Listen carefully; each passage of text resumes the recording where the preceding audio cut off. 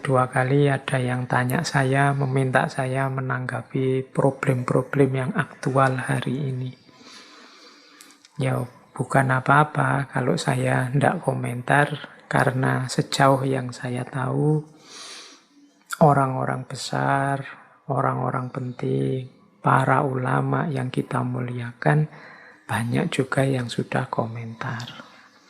Insya Allah mereka ini pendapatnya, pandangannya jauh lebih baik, jauh lebih berkualitas daripada kalau saya memaksa untuk komentar. Khususnya dalam hal-hal yang saya tidak serius mengikuti. Jadi, tidak ada orang yang ngerti segalanya, termasuk saya.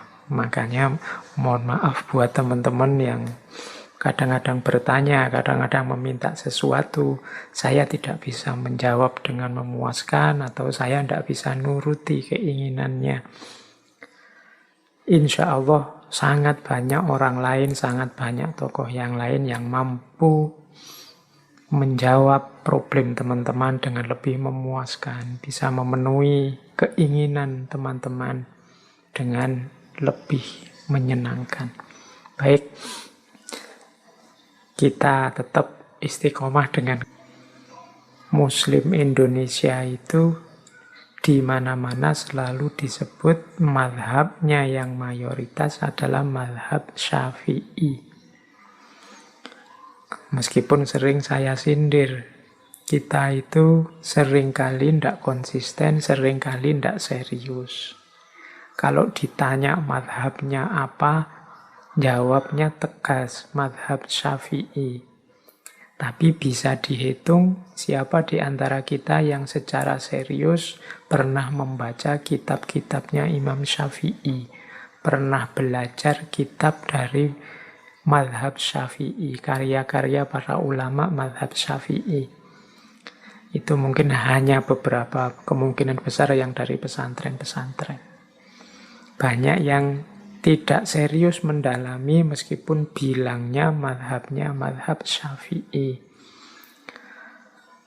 Mulai malam hari ini kita coba ya berkenalan dengan beliau, kita coba serius. Kalau kita mengklaim bahwa kita ini bermadhab Syafi'i, paling tidak kita kenal siapa itu Imam Syafi'i. Setelah itu ya harusnya teman-teman juga punya rasa penasaran untuk membaca pendapat-pendapat, pandangan-pandangan Imam Syafi'i dari kitab-kitab beliau. Oke, baik, kita awali, kita kenalan dulu nggih sama beliau ini, tokoh besar yang luar biasa dalam sejarah Islam. Katanya Imam Ahmad, kalau ada pandangan bahwa setiap 100 tahun nanti akan lahir seorang mujaddid, pembaharu besar. Nah, menurut Imam Ahmad, Imam Syafi'i adalah salah satu di antaranya. Sebelum Imam Syafi'i ada Khalifah Umar bin Abdul Aziz. Ini pendapatnya Imam Malik. Yang jelas, tidak ada yang tidak mengakui kebesaran tokoh kita malam hari ini. Kebesaran seorang Imam Syafi'i. Beliau ini lahirnya di Gaza, Palestina yang sekarang bermasalah. Beliau lahir tahun 150 Hijriah. Kalau dikrus ke Masehi sekitar tahun 767 Masehi, jadi sekitar abad ke-8. Tanggalnya 28 Agustus. Nanti beliau ini meninggal tahun 820 Masehi. Jadi usia beliau tidak terlalu panjang, sekitar 54 atau 53 tahun. Tapi karya dan peninggalan beliau luar biasa. Nama lengkap beliau adalah Abu Abdillah, berarti punya putra namanya Abdullah Muhammad bin Idris bin Abbas bin Utsman bin Syafi' bin As-Soib bin Ubaid dan seterusnya. Ini kalau dalam tradisi Timur Tengah ini silsilah ini penting sehingga dijaga benar rangkaiannya, diingat-ingat. Nah, kalau dalam silsilahnya Imam Syafi'i ini nanti bertemu dengan nasabnya Kanjeng Nabi Muhammad itu di Abdul Manaf bin Qusay. Jadi ini nanti nasabnya ketemu dengan nasabnya Kanjeng Nabi. Oke, Imam Syafi'i ini yatim sejak usia 2 tahun. Dan nanti beliau dibesarkan dengan sangat serius, khususnya untuk menimba ilmu oleh ibunya. Ibunya Imam Syafi'i ini waktu mengandung bermimpi dari perut beliau keluar bintang.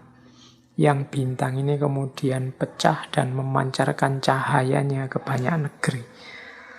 Nah, ini terus ada yang meramalkan bahwa putra beliau nanti akan jadi orang besar yang memberi banyak manfaat.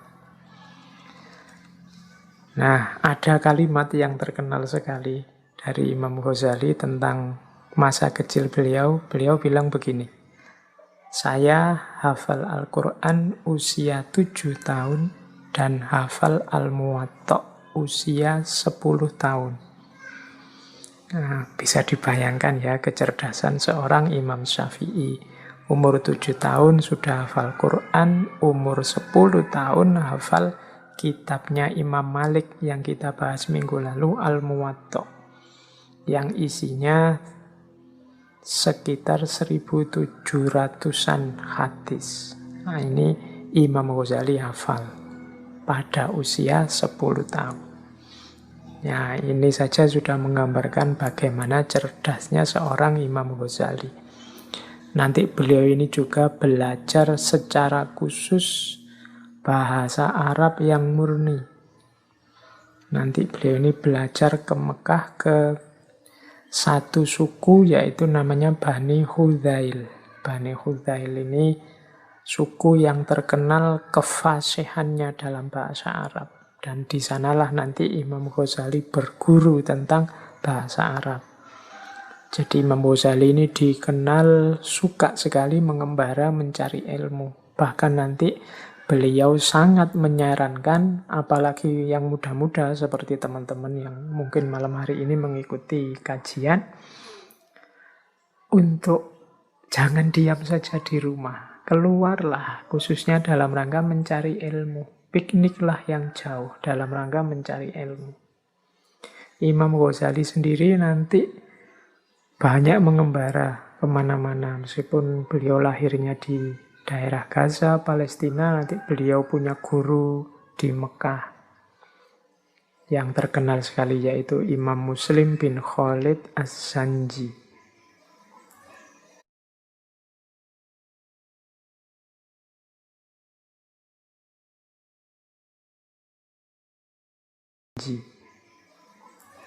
Ini seorang faqih besar, dan nanti dalam bimbingannya Imam Syafi'i ini diizinkan memberi fatwa pada usia 15 tahun. Setelah itu nanti Imam Syafi'i pindah berguru ke Imam Malik di Madinah. Setelah itu berguru lagi ke Imam Muhammad bin Hasan Asy-Syaibani